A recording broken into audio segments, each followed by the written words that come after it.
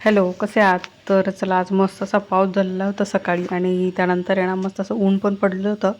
म्हणजे थोडंसं ऊन पाऊस चालू होता आणि इथं आता मी हॉलची जी विंडो होती ना त्यामध्ये तुळशीचं हे झाड आणून ठेवले. पहिलं होतं ते असं वाळलं झालेलं होतं.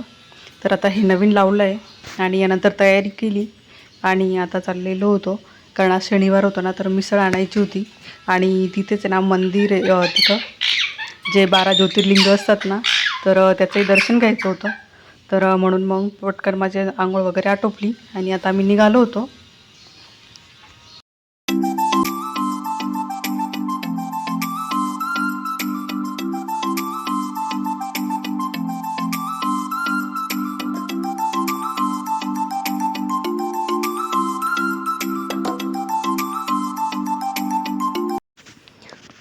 तर बघा इथं मंदिरात पोचलो आहे आणि मिस्टर आहे ना आरवला घेऊन मिसळ घ्यायला गेले होते आणि मग मी इथं मंदिरामध्ये आली आहे. मस्त छान असं वॉल कंपाऊंड केलं आहे आणि हे येल्लो छोटं जे दिसतंय ना तिथं खंडेराव महाराजांचं मंदिर आहे आणि जे समोर दिसते ना त्याच्या शेजारी हनुमानचं आणि साईबाबांचं आणि त्याच्या अशा म्हणजे 3 मूर्ती असतात ना त्या एकत्र त्याच्या बसवलेल्या आहे आणि एक साईडला पूर्ण असं पत्र्याचं शेड केलेलं आहे ना तर त्यामध्ये पूर्ण असे 12 ज्योतिर्लिंग आहे. तर खूप छान आहे, असं मस्त वाटतं. तर बघा एका लाईनीमध्ये असे 12 ज्योतिर्लिंग ठेवलेले आहे आणि श्रावण महिना असल्यामुळे ना तर प्रत्येक ज्योतिर्लिंगाची ना कोणी तरी येऊन आहे ना पूजा करत असतं. म्हणजे सारखं कोणी कोणी चालू असतं आणि शेवटी तिकडून पार्वती आहे. समोर 12 ज्योतिर्लिंग आणि त्याच्यासमोर इथं पार्वती पण बसवलेली आहे. तर खूप छान वाटतं ते असं एकाच वेळेला एवढे ज्योतिर्लिंग बघायला. आणि वरती ना त्याच्यावरती नाव पण टाकलेलं आहे बुवा कोणतं ओंकारेश्वर, म्हणजे ज्या ज्या ठिकाणचं जे ज्योतिर्लिंग आहे ना तर त्या त्या ठिकाणचं वरती ना त्याला नाव पण दिलेलं आहे. म्हणजे कळतं बुवा कोणतं ज्योतिर्लिंग आहे. इथं श्रीरामेश्वर, ओंकारेश्वर, महाकालेश्वर, त्र्यंबकेश्वर, परळी वैजनाथ असं भरपूर अशी नावं दिलेली होते.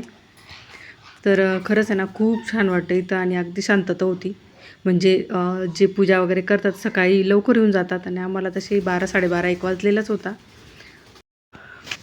तर चला सर्व शिवलिंगांचे ना दर्शन घेतले आणि त्यानंतर मग ह्या मंदिराचंही दर्शन घेतलं जिथं साईबाबा आहे. म्हणजे 3 मुखांचे ना साईबाबाची मूर्ती ती आणि त्याच्या शेजारीच हनुमानचं मंदिर पण होतं आणि त्याच्याच समोर इकडं आपलं खंडोबाचं मंदिर. तर पूर्ण परिसर आहे ना भरपूर असा मोठा आहे आणि इथं असं होम करण्यासाठी पण आहे. तर छान आहे बुवा हे मंदिर एकदम असं म्हणजे एकदम मोकळी जागा आणि सुटसुटीत आहे. तर चला आता माझे दर्शन वगैरे करून झालेलं होतं. तर जाता जाता आता इथं खंडोबाचं दर्शन घेते. तर इथे मूर्ती ना खूप छान आहे खंडोबा महाराजांची. तर तुम्ही बघू शकता अगदी मस्त अशी मूर्ती होती खंडोबाची. आणि त्यानंतर आता लास्टचा फोटो काढत होते इथं आणि किती छान मस्त एकाच ठिकाणी एवढे 12 ज्योतिर्लिंगांचं आपल्याला दर्शन होतं आहे. तर खरंच खूप छान आहे. इथं मिसळ घ्यायला आली ना तर नेहमी मी या मंदिरात येत असते. तर खरंच खूप छान वाटतं ते ज्योतिर्लिंग बघून.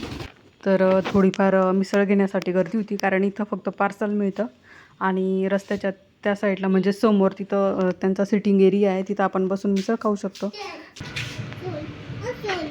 इकडं बघ इकडं बघ. बाय बाय बाय कर बाय.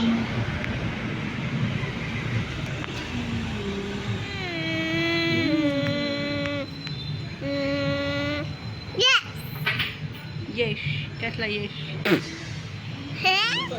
हां हो इथं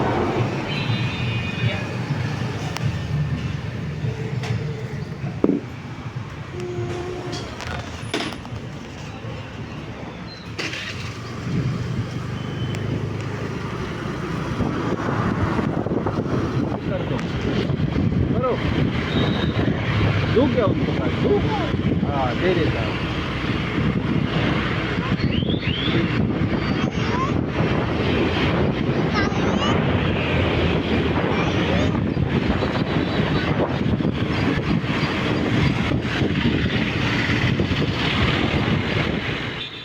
मिसळ घेतली आणि निघालो. त्यानंतर मग इथं आहे ना वडापाव खूप छान असतो यांचा पण. तर मग इथं वडे घेण्यासाठी थांबलेलं होतं, कारण मिसळचा जो रस्ता असतो ना त्यामध्ये वडे टाकून आहे ना खायला खूप मस्त लागतात. आणि आता घरी आलेलो होतो आणि भूमीला सांगितलं आता लगेच मिसळ खायला घेऊया, कारण गरम गरम होती ना, तर थंड झाली तर चांगली लागत नाही. त्यामुळे मग भूमीने सर्व ताटा वगैरे घेऊन आलेली होती आणि त्या डब्याचं झाकण आहे ना ते गरम असल्यामुळे ना खूप असं पॅक बसलेलं होतं आणि ते खोलत नव्हतं. तर तेच आता भूमी सांगत होती तिच्या पप्पांना का कसं खोलायचं आहे व ते भूमीला हात नको लावतो घेतलाय ना. बापरे केवढं. अरे बाश रे बस ना रे, दादे रे नको ललल, मग तू ललल ललल ये इकडे बैठो. चिड वडा पोलीस पकडून घेऊ. पकडून घेणार आहे भूमीला पोलीस. हो. घेऊ का? प्लीज याचे वडे तर बघा किती चिंगू आहे. लिंबू काय आहे? लिंबू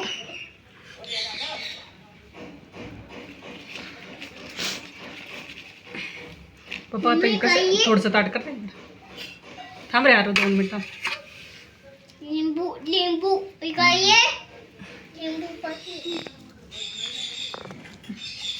हे देऊ. तिखट आहे.